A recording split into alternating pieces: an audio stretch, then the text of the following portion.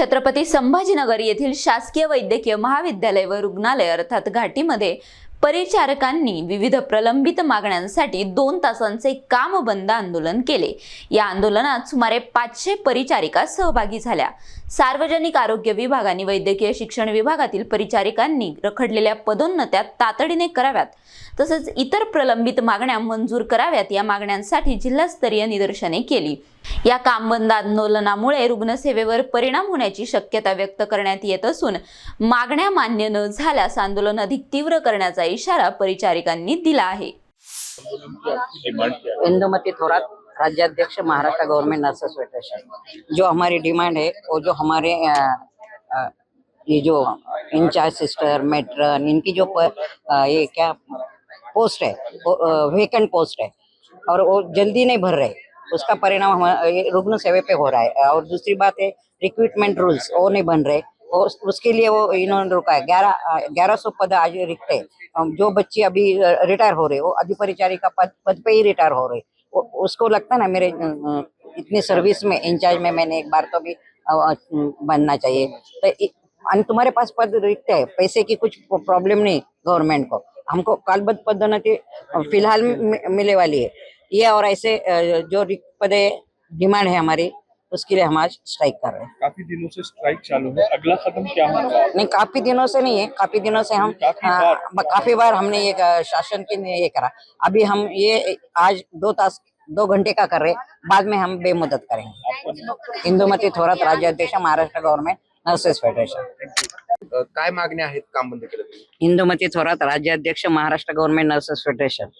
आमच्या कालबद्ध पदोन्नती या खूप दिवसापासून होत नाहीत आणि त्यामुळे आहे त्या पदावरती म्हणजे अधिपरिचारिका पदावरच काही परिचारिका रिटायर झालेल्या आहेत।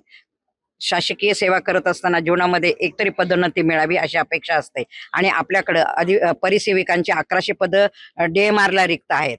DHS ची बऱ्यापैकी भरलेले आहेत आणि आकृतीबंध म्हणजे आता आज आम्ही आंदोलन करायला लागलो की रुग्णांचा हाल होतात, रुग्णसेवा विस्कळीत झाली होतं, परंतु कक्षामध्ये काम करत असताना आकृतीबंधच नाहीये की किती पेशंट मागे नर्सेस असाव्यात।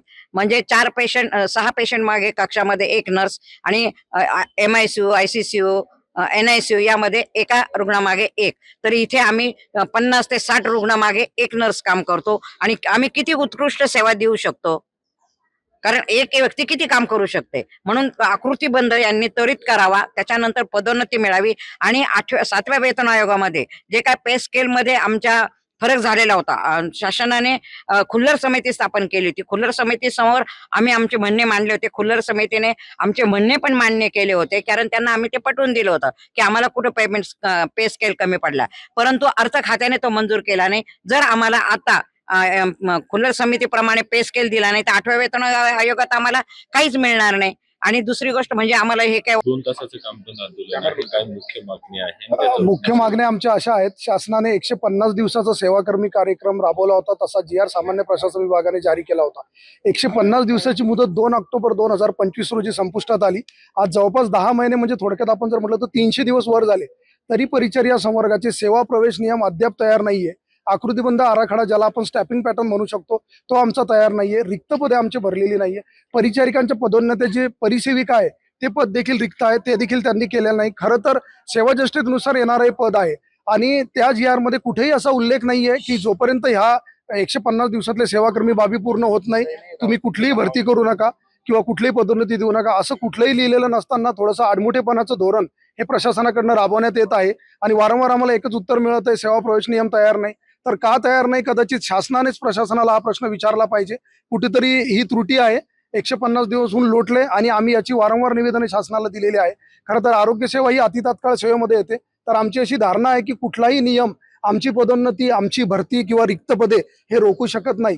कोविड महामारीमध्ये परिचार्या संवर्गाचं महत्व सगळं जगाने पाहिलेलं आहे, तर त्यावेळेस शासन म्हणत होतं आम्ही तुम्हाला कौतुकाची थाप देतो, सर्टिफिकेट देतो, तर आम्हाला ते नकोय। आमच्या हाताचं जर बळकटीकरण करायचं असेल तर आमची रिक्त पदे भरा। सेवा प्रवेश नियम तात्काळ त्याला काहीतरी काल मर्यादा असली पाहिजे।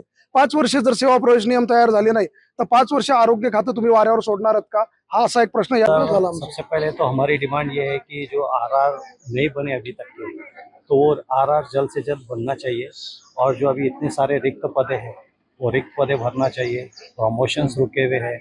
मैटर्न मैडम का यहाँ से मैटर्न मैडम से लेके स्टाफ नर्सेस तक के प्रमोशंस रुके हुए हैं। बहुत सारे स्टाफ ऐसे हैं जो इंचार्ज बनना चाहिए लेकिन स्टाफ बन के रिटायर हो गए। तो इसका फ़ायदा जो इतने साल सर्विस किए उन लोग ने उनको मिलना चाहिए। तो जो अभी तक के गवर्नमेंट ने अभी इसके ऊपर कुछ भी स्टेप्स लिया नहीं, कुछ निर्णय लिया नहीं। हम लोग चाहते हैं कि इस पे जल्द से जल्द निर्णय ले ताकि ये बार बार ये आंदोलन करने की नौबत ना आए। क्या है, आजकल प्रशासन इसके ऊपर ध्यान नहीं दे रही है, जबकि ये सर्विसेज ऐसे है कि सेंसिटिव है, पेशेंट्स केयर बाकी रह जाता है, पेशेंट्स के लिए जो आज परेशानी हो रही है, ये सब गवर्नमेंट ने देखना चाहिए। इसके पहले ये आंदोलन ना हो, इसके पहले जल्द से जल्द गवर्नमेंट ने इसका निर्णय लेना चाहिए।